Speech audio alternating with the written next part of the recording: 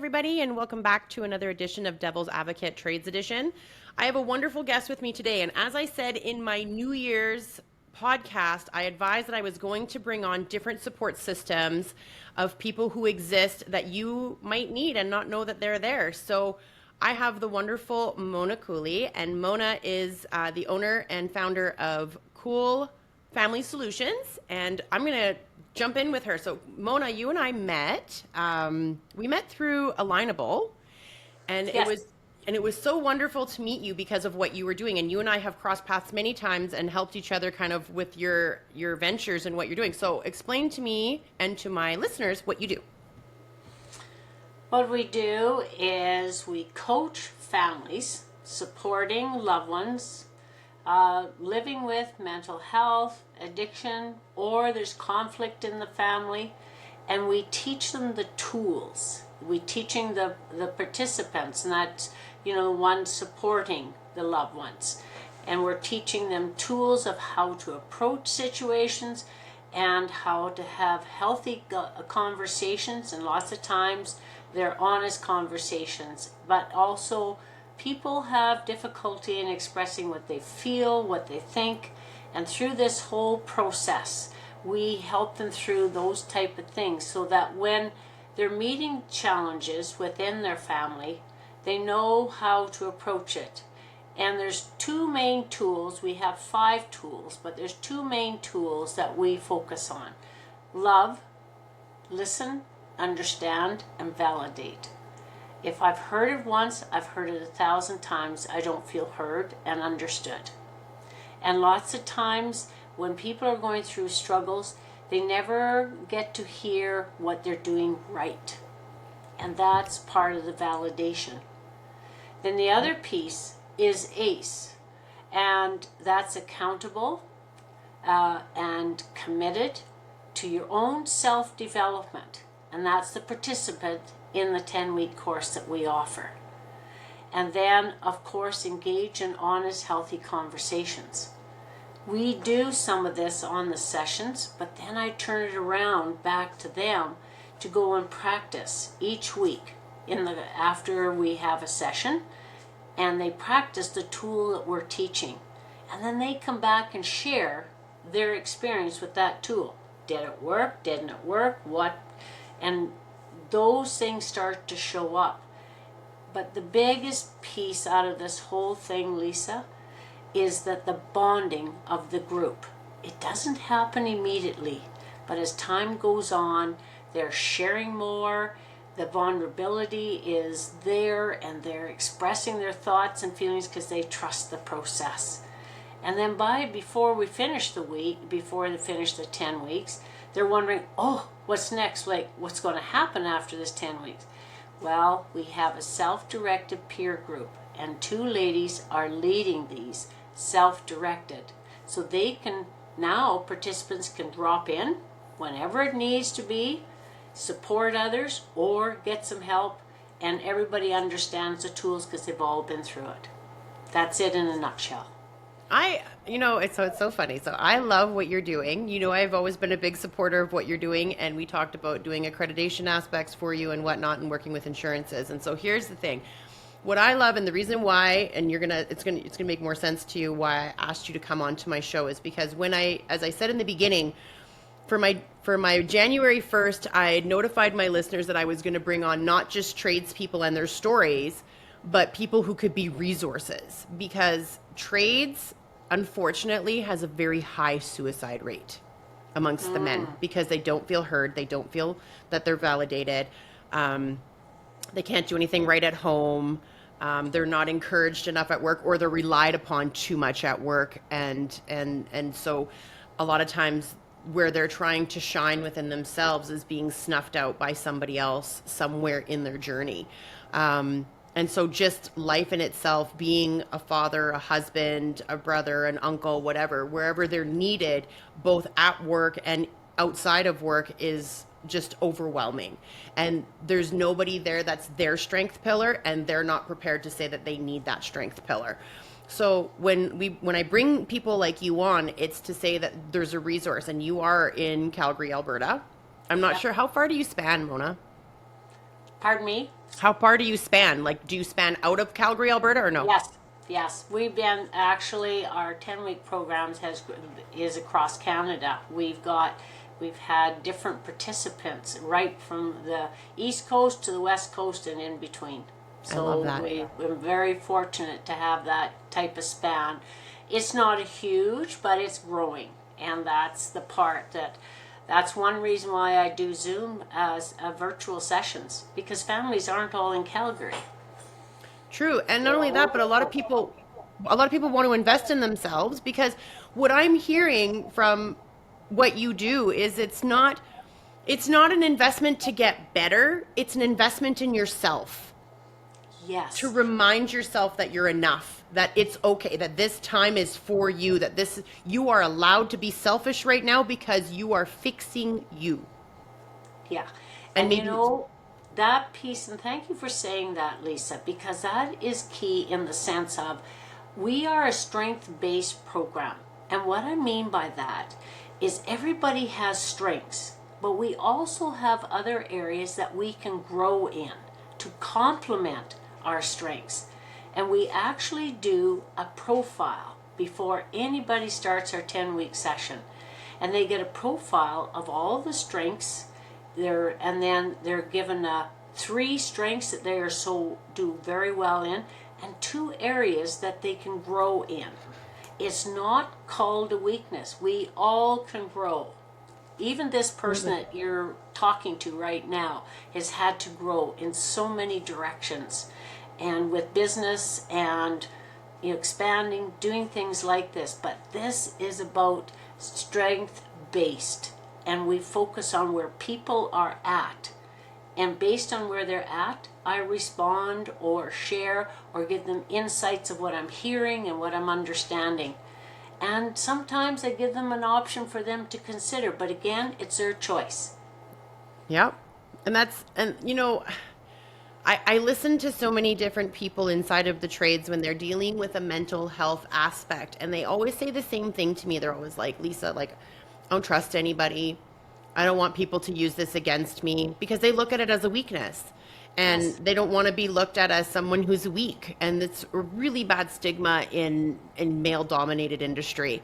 And so what I tell them is I'm like, we're not going to crying rooms and having a cry. We're just sitting down as adults and hashing out our story. And we're getting some validation from people around us to say, wow, that's a pretty incredible story. You're pretty resilient. So where do you need some support? It's just acknowledging where they might need support. They might not need support of what they went through when they were 6 or 7 or 8. That's something that they need to deal with a different level. I mean, I don't know. I've reached out to a trauma therapist to come help me because I do trauma therapy and I think it's amazing. It is amazing. It's a game changer because when you invest in yourself, and that's what I did is I invested in myself. I got a life coach slash business coach, and she held up a mirror in front of me. And if you are not ready to have that mirror held in front of you to say, what are you doing to make Lisa happy? What are some of the habits and patterns you've created for self-preservation that are not constructive but destructive? And I'm like, ooh. And that's a hard thing to grasp, right? If you're not ready to sit in that realm of what am I doing wrong and how can I fix it? For me, then you're not going to succeed and you're just going to get discouraged and you're going to get defensive. And you can't. You have to just be okay with the decisions you've made and say, I made those decisions because they were self-preserving at that time, but they're not working for me anymore. So let's move on to some better habits and erase those. So what you guys do is amazing. And so how many people are normally in your group sessions when you guys do these? 12 is the max I take. I'm Okay. not looking for the big numbers. Okay. I'm looking for that quality. And I want to bring the best out in each person. And just to add a little something to it is that when I started in the mental health world, it wasn't my destiny as far as I knew, but apparently it is because our daughter was diagnosed with bipolar disorder. And I had no clue of how to support her. I was a fixer.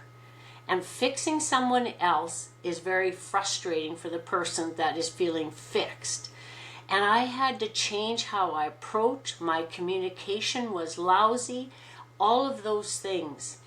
And I was blaming the system as well, because there was nothing for families to get some skills and everything. And I had a smart person. I have people around me very direct with me, which I do appreciate, is that they said, Mona, if you don't like it, what are you going to do about it? And I thought, you're right. What am I going to do about it? Sorry. And that's what I had to change, and how I approach things, and do something to make a difference and help others. And we went through a lot of trial and error in this whole process, our own family. There was not anything for families in order to grasp and the tools that they needed. Grateful that our daughter got the help she needed. I'm grateful for that. But then we had to learn. So I'm a person that's trial and error, and I'm a farm girl too. So the attitude was get up, get at it, and get over it attitude. I had to modify that somewhat in approaching my situations. It's funny, because the first word that came to mind is a word that I used to hear so often in industry, and it used to make me so angry. But the word I heard was that we needed to soften. And I hate that when people are like, "Oh, Lisa, you need to soften." I'm like, you need to build thicker skin. Like, I'm in an industry that, like, if you don't like it, like, sorry. Right. Sorry, not sorry kind of thing. But I agree with you. You're absolutely right. And you know what? I think you hit the nail on the head, and a lot of listeners are going to resonate with that. They're fixers. They want to fix everything. So when they can't fix it, because I'm a fixer and I went through something similar as to you. My daughter has anxiety. So I was like, what's the problem? What's the problem? What's the problem? We got to go through the problem, go through the realms. What's this? What's that? Because I'm someone who wants to fix it. So what I learned with her, because she's been in therapy since I separated from my ex, I made sure both kids were in therapy so that they had someone to talk to that wasn't mom or dad, that didn't, that was on their side. And I said to her, I was talking to the therapist, and the therapist said, and it was really good, and this is something that I think we all forget and we don't realize, is she said, sometimes just holding space for them is enough. And I was like, what does that mean? What does that look like? And she said, it just means sitting in the same room and letting them talk or not talk. Just letting them be in the space without any pressure of having to do anything. You're holding space for them. And I was like, oh. And I agree with that. Yeah. And that's things that happen in our sessions too as well, Lisa, is there's individuals have been through some trauma and different things like that. And there's times when one of the participants, I maybe asked that tough question that kind of hits them. And they said, I need some time and space for that. I said, you've got it. I'll come back to see if it's right time for you to come back. And giving them that space and that time, because you've hit something, and you want them to be able to feel that they can say, I need this space. I'm still here, but I need this space just to think it through, and I maybe can't talk for a bit. And that is so true. And that's what's so important about being where they're at. And not expecting anything from them, just expecting more, that give them that space and how we can have that. And you know what? As time goes on in our sessions, people are dumping more than I'm expecting. There's sometimes I'm very surprised what comes out. And once that starts, my gosh, everybody starts to spill. And that's what I love about groups. They work. And there's men and women. I've had all of them, and it's amazing how that bond and that understanding and realizing, oh my gosh, I'm not alone. So let me ask you a question. What is the age group you're finding is coming to these sessions and really getting some good support out of it? What is the age group? Now, it depends on what you're asking regarding age groups, because it's adults, but also there's adults that are coming to the session, whether it's a parent, whether it's a sibling, whether it's a niece, nephew, whatever it is. it sometimes the individual that they're supporting could be a teenager. And I've even had as young as a child that's even around 7 or 8, which isn't common. That is not common in our sessions. It's more the teenagers 14 and up, or adults, and mainly adults that we're dealing with, being supported and everything else, and trying to help them through their challenges and everything else. But it's the participants themselves that are in the class that are realizing they've got to focus on what they're doing and change within here. And that's the hardest piece to do, and that's that ACE. And it's about being curious, and it's about understanding yourself more.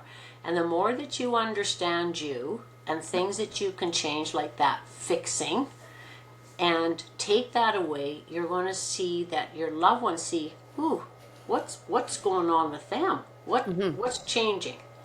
And it's a good thing. And I say this sincerely. Our loved ones are watching us. They are. They know us better than we think they do.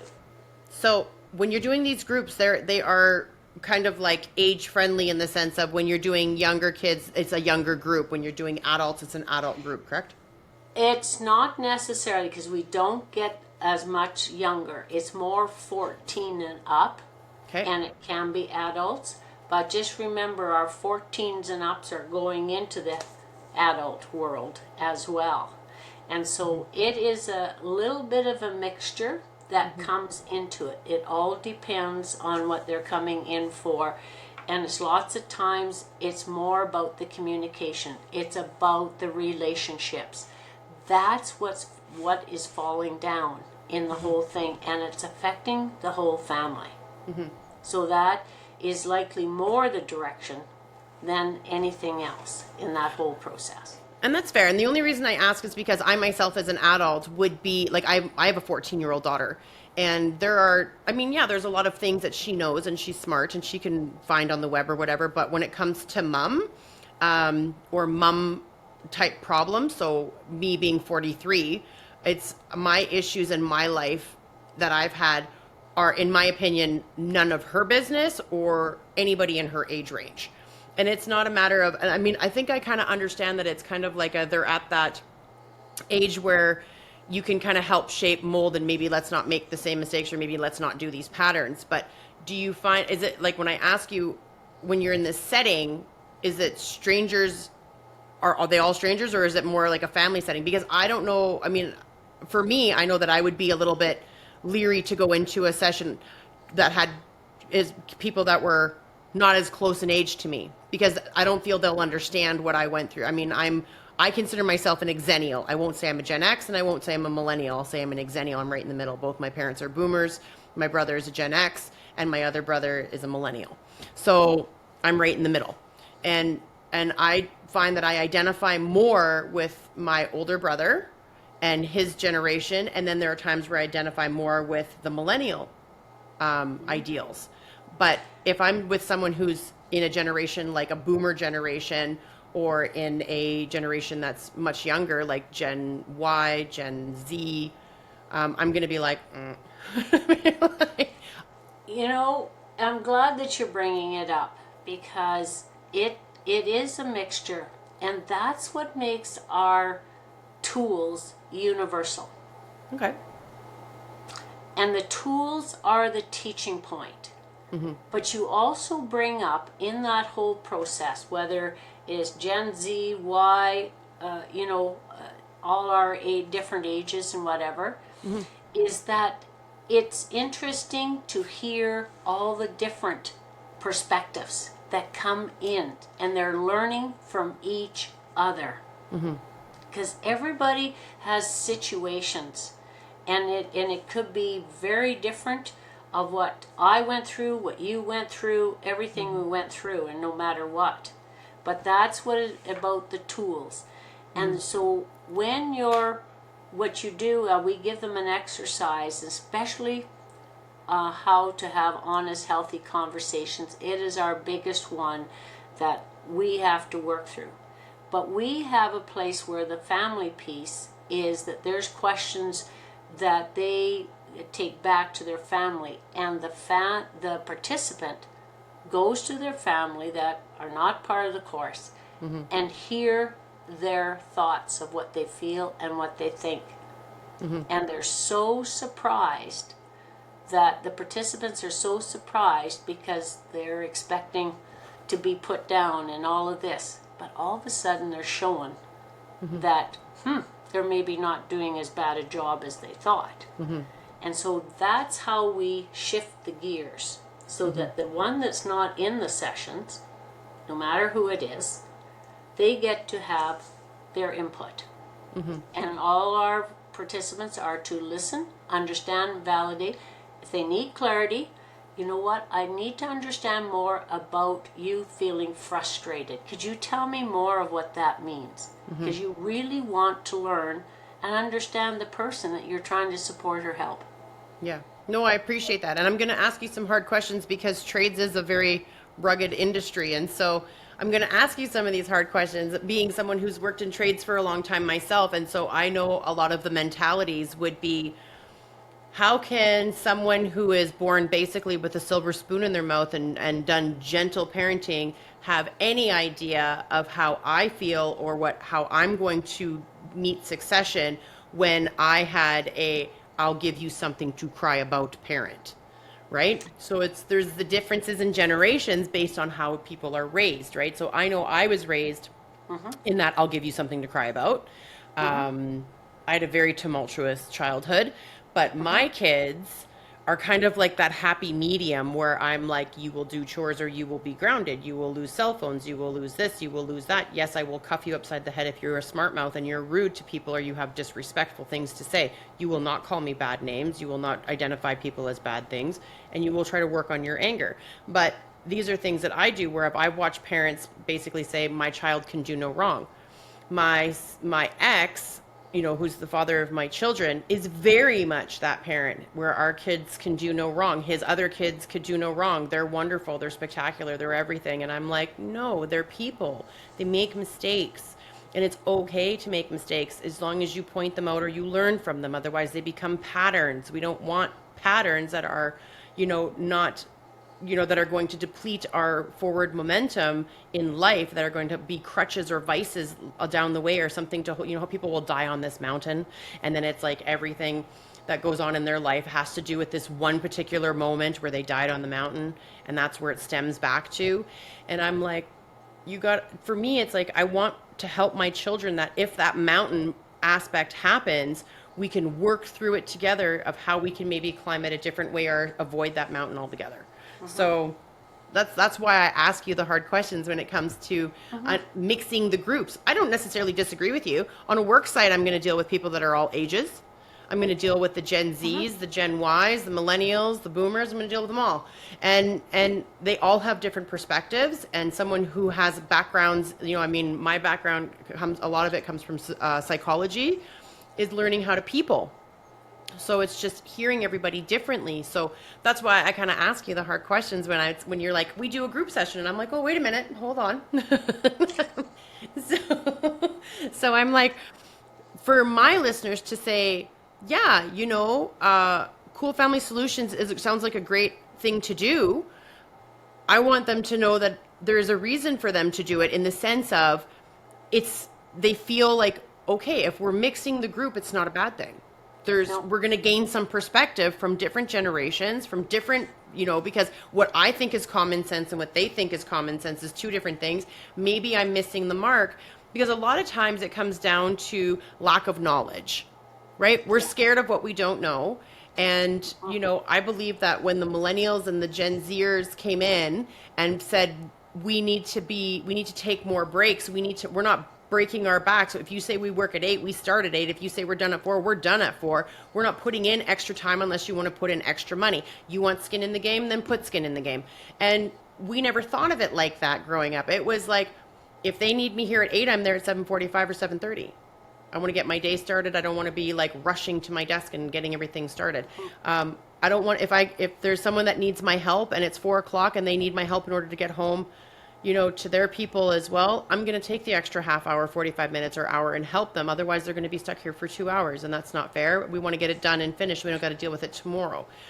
But that's the generation I grew up in, and I'm not against what they're bringing to the table, because it's true. A lot of companies have been built on the blood, sweat, and tears and backs of people that were not acknowledged to the capacity they should have been. Yeah. Right? And you brought up the word perspective. Mm-hmm. And that is really good, because that's the thing when I'm listening to individuals in the sessions. Mm-hmm. They have a perspective. And whatever comes up, I turn around and said, well, this is your perspective. What would you think if this was another perspective to consider? That's a good point. And it's asking them questions more than anything else to help them think it through. I believe people have their own answers, and it's getting to the root of that individual thinking and how they can think it through. They've got the ability, but lots of times we're showering it with our thoughts, our thinking, our everything, but we're not paying attention to maybe what else is around us.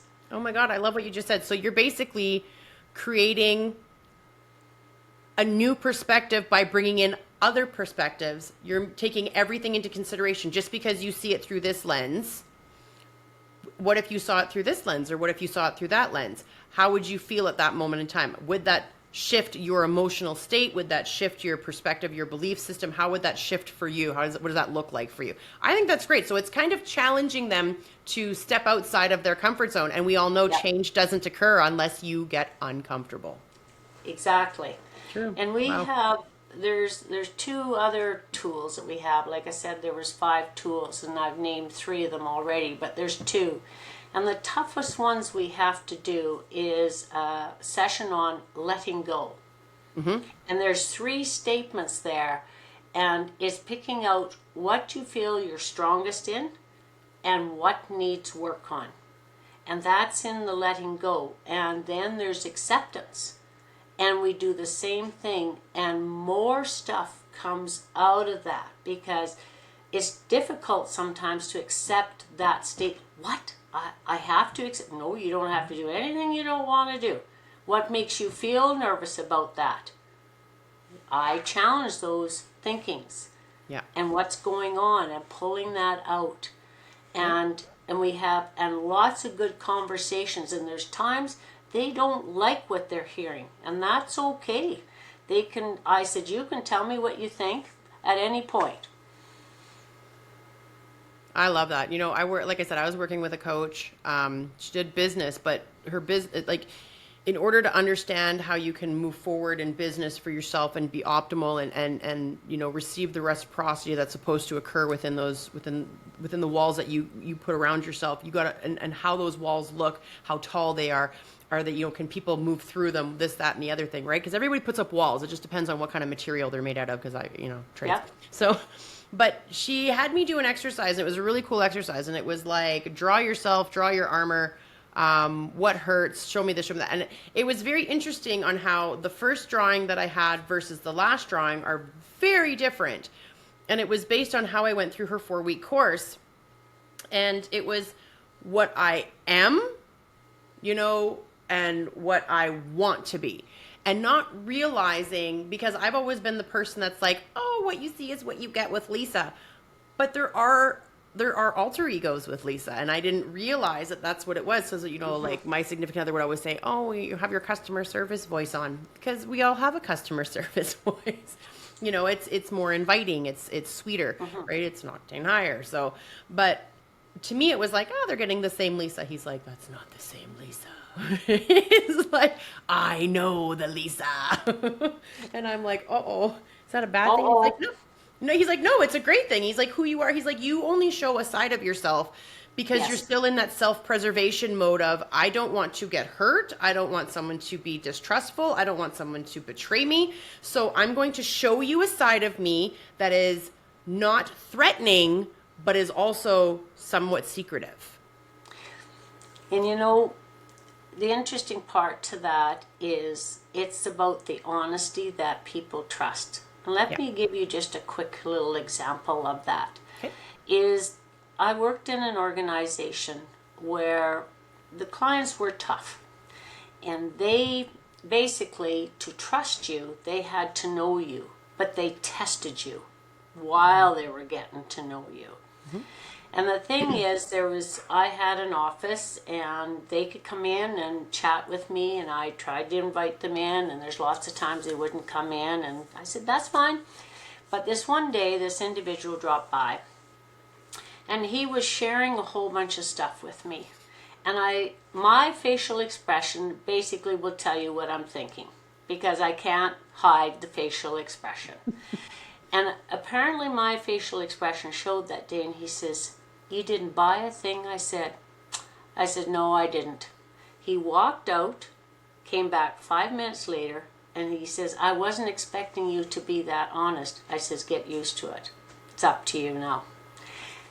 That person gained the trust, because if I said, oh no, or this, and I tried to deny that, forget it. It doesn't work.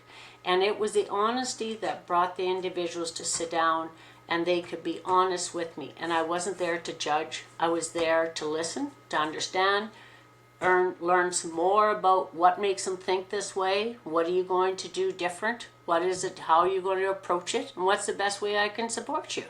And that's basically the nuts and bolts of it all.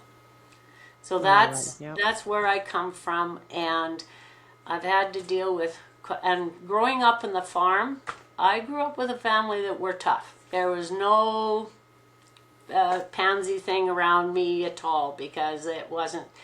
And I learned through that process that I had to stand up and be accountable myself. And also, if people can trust that you'll be honest with them, as much as they don't want to hear what you maybe have to say, they may be very upset with you, but then they start to think about it. Yeah. And I'll tell you another quick little story. With our daughter, and I had to phone the next day after we had to put her in the hospital with her having an episode, and I phoned and talked to this lady.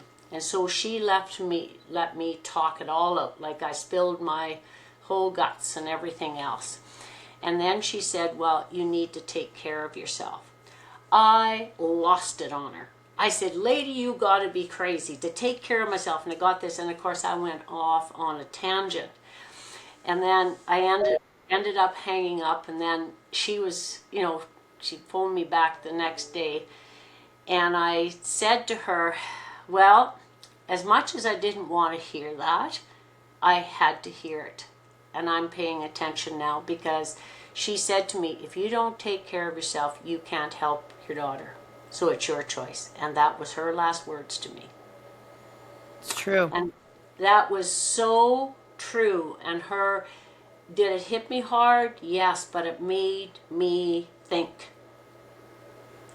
So I'm going to tell you something. I'm going to tell you a little story too. I agree with what you said. Thank you for sharing that, because, it's so true. And it's something that I say often on my podcasts is it's like being on an airplane and they tell you, put your mask on first before you put your kids on, because you're useless. If you're not okay, they're not okay, period. And I would hear that analogy often when I had children, to walking into different spaces of mental health, to all of these different aspects, just different realms. And it was something that was very common, and it's very true. And, so I mentioned a lot on my podcast, and I don't know if you knew, but I will tell you. So in 2022, I was 41 years old, and I was diagnosed with breast cancer, stage 1 breast cancer. And I went through that. But in that was my time to learn and to actually physically do that. Put my mask on before I put my kids, and my kids watched.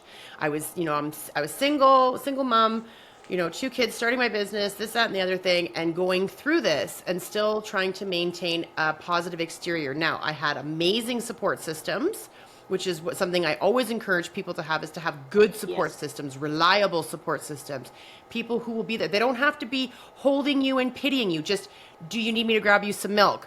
Do you need me to help you with the kids? What do you need right now? Like just asking the questions to get to the root of what you need, not I don't mean like surrounding you and giving you like the kumbaya feeling, because that's what I needed. And I needed people to say, these are the people you go talk to, Lisa. These are the people you need to research, Lisa. These are the items you need to look at. And I did lots of research, and I had like aromatherapists and naturopaths and blood tests and all kinds of things. And I went half Western medicine and half naturopathic. And I stayed on my naturopathic journey. Instead of taking any type of chemical, I stayed on that naturopathic journey. But what I did was I told myself, I'm not going to be a slave to the work world anymore. If I'm tired, I'm going to take a nap. If I'm not feeling good, I'm going to stay home. And that's what and I remember when I was going through everything, my son, he's just, bless his little heart, he's so cute. He was younger then. I mean, he's turning 12 now, but he was younger. And he said to me, he grabbed my hand and he said, Mama, he said, I'm so proud of you that you take time for yourself. Oh. And I was like, oh my goodness. Like, I think he was 9 when it happened. And I was just like, oh my goodness, like that's so amazing, 9, 10 years old saying, I'm so proud of you for taking time for yourself, Mom, to make yourself better. And that hit me like a ton of bricks, right? That this little child was staring at his mother going, you're not lazy. You're doing what you need to do to make sure I'm okay. And you're telling me that it's okay if I need to take down time. And that's important. It's an important lesson for everybody involved in that moment. So I love what you said. It's true. Until you live it, you don't truly understand and value what its meaning is. No, and in your son, that's pretty perceptive of a young man like that, to have that perceptive. But that just shows how much the young people or children or whoever are watching you. Yep. And what they're observing. And that it gives them permission that they can take care of themselves in time as they get older too. Mm-hmm. Young, they've got a lot of energy and raring to rip and go and everything. But you gave him and them permission. Yep. I can take some downtime. It's okay. Yep. And that's, in my generation, that was a go, and you were expected to do these things and keep going, and no matter what, and what's your problem and everything. And that's what I had to shift a huge, huge gear. And that lady that day did me the biggest favor by saying, well, if you don't, you'll go down with her. What joy, there's your choice. And it was that blunt to me. But it was true. So good for you, and I commend your son. Oh, thank you. He's pretty amazing. But I'll tell you, you're not wrong when you say children are listening. Yep. And a lot of parents, I try to drill this into people's heads when I'm having these conversations with people, and they're like, whether it's friends or acquaintances or whatever, and they're giving me their life story, and they're saying, Lisa, I'm going to try and make it work for the kids. I'm going to do this, or I'm going to do that. And, the kids, I make sure that they don't see that me and their other parent don't, have these disagreements or whatever. And I'm like, you're stupid. Your kids know everything. Do you know what? My daughter is 14 years old. She wants nothing to do with her father, no matter what I say to her. If I say, I had a great time with his side of the family, and there's really great people on his side of the family, and they've got half siblings, and I'm like, their half siblings are great people, and just spend some time. And she's like, nope. And she decided that when she was like 10. That she wanted nothing more to do. And I said, well, why, honey? Like, he tries, like he does try. And she's like, nope, I saw too much. She's like, you are my whole world, Mom. You've always been there. You've always been reliable. And he hasn't. And she would recall things that I didn't think she could remember from a young age. She would recall them, not me telling her what happened, because that's not the parent I am. I'm not like, I remember the time when your father, blah, blah. Like that's hurting, right? That's creating an alienation. You don't do shit like that. So I would sit there and I would talk to her, and she would tell me things that would occur that she would remember. And I'm just sitting there with her therapist going like, I didn't think she remembered that. I didn't think she knew that. And then her therapist would talk to me and say, children carry energies. So even if she doesn't remember the memory, she remembers the energy. Yes. From that transaction. And all of us do. That's why we get weird around certain people. If someone's talking to us in a certain tone and all of a sudden we're like, I don't like this and I don't know why and what's triggering about this, but I need to just remove myself from the situation. But they don't have a solid answer or memory as to why. It's because it's the energy that's retained. Yeah. And I was like, I learned something new. Yep. It is. And what you might find too, that she's very maybe intuitive to the sensitivity of the situation around her. And that intuitiveness is telling her something at this point. It may change down the road, because I found that my intuitiveness has gotten stronger as time gone on. Yeah. I have had enough adversity in my life to walk through these different places. Yeah. And so lots of times we're learning something as well in that whole journey about ourselves. And it's interesting. I agree. And I think one of the things I like about what you're doing too, Mona, when you say like you hold space and that you say, okay, well, we'll come back to you, is one thing that a lot of people do. And you know what? I'm guilty of it too. I've done it as well with my kids and I've done it with friends, and it's devaluating what happened. Are you sure you're remembering that correctly? I don't remember it like that. You're not validating, you're devaluing what's happened. You're shaming what happened in their mind and how they're remembering it. And you're saying that's not what happened. You remembered it wrong. It's almost a form of gaslighting when you're not realizing that you're doing that, because you're just so, you don't want to believe that that's something that's happened. And I, and so it took me some time to remember, like when I sat down, like I've grown so much myself, even with my kids. And I said to my, like now I say to my daughter, you know what, honey, that's what happened. That's what happened. I don't know. I wasn't there. I'm not going to sit here and tell you how you remember it is wrong. No. You felt these emotions and we need to process them properly in order for you to get past this. But I don't want you being angry at your dad. I don't want you feeling, and I would explain to her, and I say it to her, and I'll say it to everybody. I don't care. You end up being like the person you hate, because I'm like, you haven't given yourself or them an opportunity to be forgiven. You always turn into the parent you hate. That's what happens. Because you're so focused on not being them and being angry with them that you turn out to be just like them. And I'm like, you're just like your dad, babe. Yeah. And I'm like, I'm sorry. I'm like, I love you, but you're doing stuff that's just like dad. And I'm like, and I said, you shouldn't hate him. He hasn't done anything to you.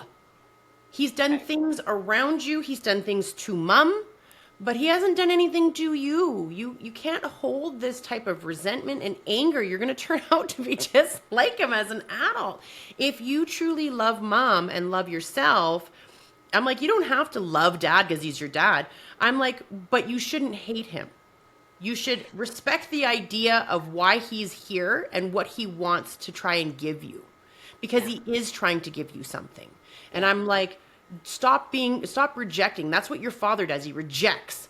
It's like, I'm angry, so I just reject everything. It's like a revolt. And I'm like, don't do that. Stop. Because there is value in what is being given to you, whether you see it right away or not. There is some value. So, and I think too, the question that pops up when you're saying this is, what is it that you can do different about what you feel and think today? yeah.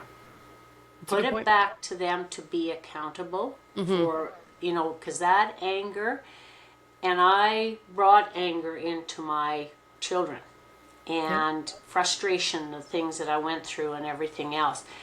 And that didn't pay off in so many different ways. And so I had to learn how to approach these things and be different. And I went through coaching. It was a 4-year program that was by telephone. It was not in person. It wasn't by Zoom. It was all by this for 4 years. Yeah. And I learned so much through that process. And it was more about learning about myself. And I had to dig deep here, because I can't help others if I haven't done the work. So and I still have to continue to do work. Yep. It's not, and I'm the first to put out the things that I've done messed up or whatever it is. But that's the thing, that's that growing piece and understanding, Yeah. and how we can look at things differently. And that's what we have to learn, is how we're going to and there is a room for forgiveness, whatever that looks like in its own time. Yeah. No, it's true. And, and I think there's a lot of really great things to take away from counseling and coaching and all of these different things, as long as there's people that are experts in it. When I say experts, they've done the courses, they've taken the time to work on themselves. That to me Yes. is an expert. Okay. And I will happily listen to them. I don't have to agree with everything they say, but that's one of the No. things that I've done, right? So I'm taking a CBT course. CBT is the best thing, cognitive behavioral therapy. Yep. I am Yep. taking that course, and it is hard because it's all about you and it's about shifting your thinking. Now, with that, because I'm halfway through my course and I love it, and there's been a lot of progression and change in how I think and do things, I bought my kids a CBT booklet to start now while they're 11, 12, and Good for you. 14. Because I'm Yep. like, you are only in control of yourself. You're not in control of anybody else. So understand what you're going through so you can have that. My gift to you as my children is emotional intelligence, Yep. right? And that's right. And you talked about control, Lisa, and I say this in groups all the time, is that there's four things you're in control of: what you say, what you do, what you think, and what you feel. That's what you're in control of. So that means anything else to do with anybody else, you have no control. It's true. So the focus has to be here. And if you can be in control, and there's going to be times that you feel frustrated and angry and all of those, but it's how are you going to work through that piece of it, because that is yours. That isn't somebody else's. It's true. And that's where the fixing has to stop when we're trying to help someone else, is not to jump in and fix, because now they feel, oh God, here we go. And Yeah. my daughter said it to me best, and this was a hard learning. She says, Mom, you don't listen, and by the way, quit telling me what to do and help me problem solve. It stopped me right in my tracks, because I wasn't listening. I was so busy telling her what to do and what she thinks she. So I was disempowering her to even feel capable of trying to work through her challenge of what she had was a big challenge. And this same daughter has an MBA now, and wants to be part of the business and things like that. But it was a learning curve. But the other part is I set a boundary with her because she blamed me and blamed and blamed. And of course, I was in a position at that time, I didn't know, I was blaming myself. And that was the hard part. I should have done this. I should have always shooting all over yourself. And eventually I got tired of it because it wasn't taking us anywhere. If anything, our relationship was getting worse. And the siblings on the other side were saying, don't let me near those two. It's Yeah. not good. And so after 10 days with her being in the hospital, and I went up to visit her, I finally said, I waited to see if she was going to blame me, and she started, and I said, stop. No more blaming. This doesn't work for you, and it doesn't work for me. And you and I better figure this out, because right now, the rest of our family are struggling to even know how to approach this. So you and I better figure it out, and the blaming is off the table. And if you blame me, I'm going home. I'll come back the next day, but if I get blamed again, it'd be 2 days. So it's your choice. So, and that is how our relationship was built. Well, So, I think a lot of times with mothers and daughters, there is a codependency that is created yeah, amongst the two of us. I mean, my mother and I, we will knock heads a lot. I get angry with her. I know she means well. She's very well liked in general.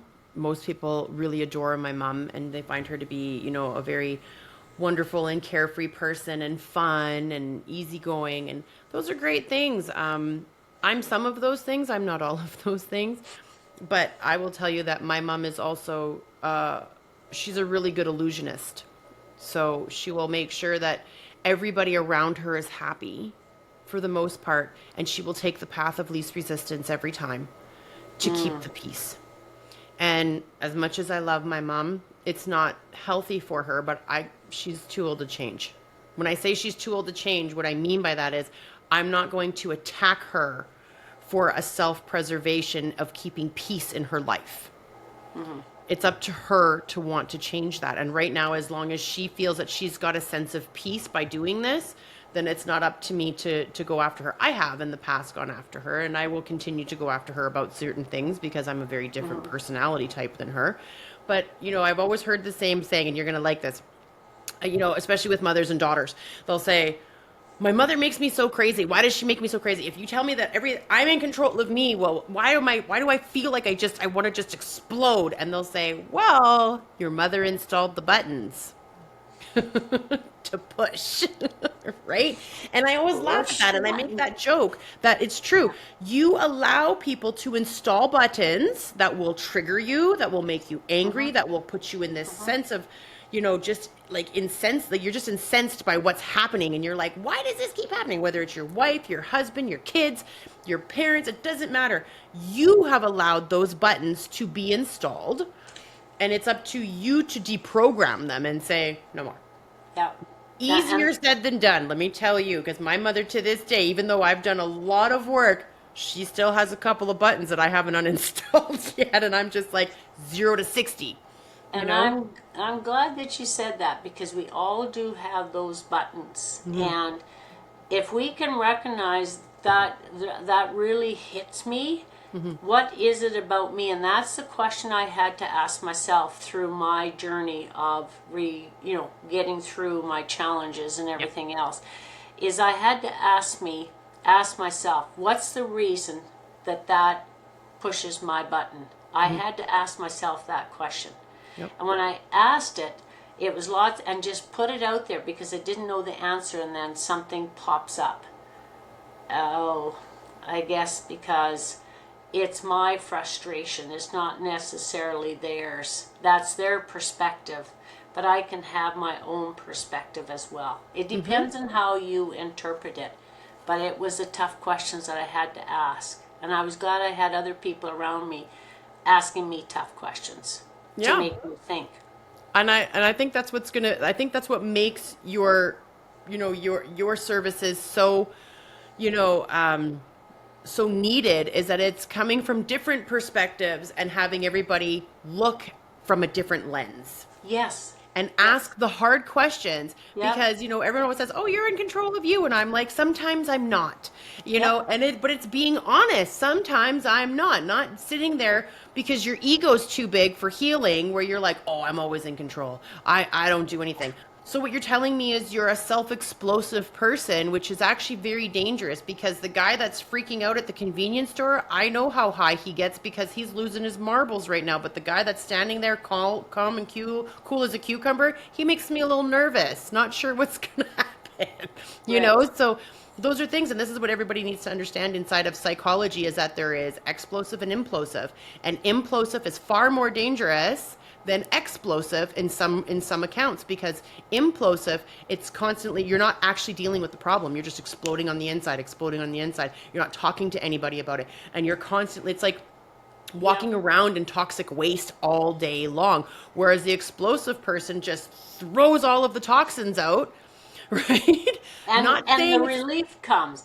That's right. right. The thing is, you can stuff all this stuff, and I did the stuffing. I did all that stuffing for years and years and years, and that's why that burst of anger or that outrage, like I was in sports, thank goodness, because it was one way to release, and I'm was very competitive in my time. And the thing is, but lots of times that can hurt you too. When you have those explosives, is because you don't express, I feel this, and this isn't being a pansy or anything else. I feel frustrated when this happens. Say it. And when it happens, but don't be blaming somebody at the same time. Again, it's all about how you approach these situations so that people will express themselves and be able to feel okay to express it, but in a way that it isn't explosive and everything else. But the more you stuff it, ask this person. I had done so much stuff Yeah. that in order for me to do this work, I see it, I read it, and I hear it. So I know when it's stuffing.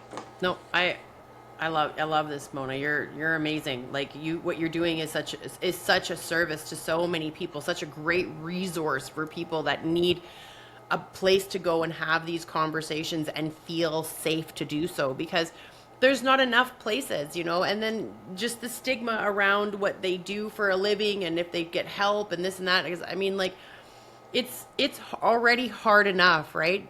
Yep. To face yourself and some of your shortcomings and understand that it's okay. They were a necessity at one point in your life. They're not serving you anymore, so we got to remove them and we got to install something else. It's like what I used to say to I used to make this joke to my friends. I was like, it's like antivirus. The antivirus is out of date. You got to get a new one. So that's why you get your credit card out and you get a new one. So I love that. That's a good one. I like that antivirus. That's a good one. We should Well, have more of true. those antiviruses. Yeah. So, Yeah. and that's what it is. And I mean, like, I'm grateful that there's someone out there like you that can help this. And so tell me, how can people get in touch with you? Is there a phone number or is there an email address? You can even go on my website and fill Okay. out a form if you want to. It's www.coolfamilysolutions.com, or you can email mona.cooley@coolfamilysolutions and say, hey, I heard this podcast and this Lisa McGrath was telling us about it and everything else, and I thought I'd share something with you or whatever and see what you can do. And the other thing I just want to show well, my phone number is too. They can text me, but I need to know who is texting me and how they got my text and everything else. But it's 403-512-5558. There's something that I also am doing for businesses, and it's 8 one-hour sessions that bring these same tools that I'm doing in the 10 weeks for families. But I've done it so that it's an hour in a person's day, 1 day a week for 8 weeks. And doing these and learning these tools and practicing them and then coming back. So that is another option as well. I love that. So you're doing it inside the businesses. Yeah, I love that. I'm doing this for businesses, and I'm doing it. Doing it so it's 1 hour in a day, a certain day for a group, and the next week and everything for 8 weeks, but 1 hour. But they work on these same tools that I just finished talking about, and it's keeping it simple for the business people. And also, we do this profile, this strength-based profile, showing where the strengths are and what areas can you grow in. And that is part of it as well. And it's through Dr. Wayne Hammond. When I started my business in 2008, the Cool Family Solutions, I wanted a questionnaire that individuals in the groups could complete and see how resilient or what their strengths were. But he has modified that, and we have reconvened with him again now with his new product, Flourishing Life. And the questionnaire is so and more in depth, and it's giving much more insight to individuals, which I really love. I've done it myself. My own associates have done it, so we all see each other and we've all got things to work on and how we work on it. But this gives you a strength based. We're not looking at you as a weakness. It's looking at where can we grow to be better. So is it kind of like a personality test, but then you're looking at where the growth patterns are versus it ties in your community, it ties in you personally, it ties into well-being, it ties into all the areas in your life, and it shows you what areas are strong, the strengths are, where your strengths are. But there's areas, hey, this is where I can grow. Maybe I'm one that doesn't communicate too well. Well, when you complete this, it may show that up, that's an area to grow in. Okay. I love that. Yeah. So I've got, that was just developed actually this last year because we saw that the businesses is maybe one area that we could do but keep it to a simpler rather than the 2 hours that a family piece is doing that we're doing for the 10 weeks, because it is 2 hours per evening. But this is one to kind of introduce those pieces. And I have tested the two tools, Love and Ace, in an organization, and it created a lot of great conversations, which really was quite insightful. Okay. I think that's amazing. Well, I'm also open to, if you want to guinea pig me, and then I will I will do this, and then we will go back online before you give me my results, and we'll do the results on there. And then that way everyone can see kind of what comes out of it. And I'll be just as shocked, and I'll be like, oh, I'm crazy. Good. I now have validation.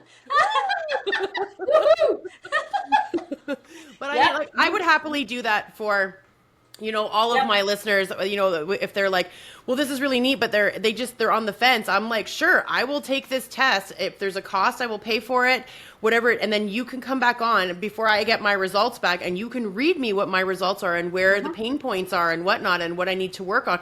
I'm happy to grow. I mean, to me, change has to happen. It's inevitable. And you have to adapt to the different things, Someone telling me you're too aggressive. There was a day and time when I was like, I'm not aggressive, I'm assertive.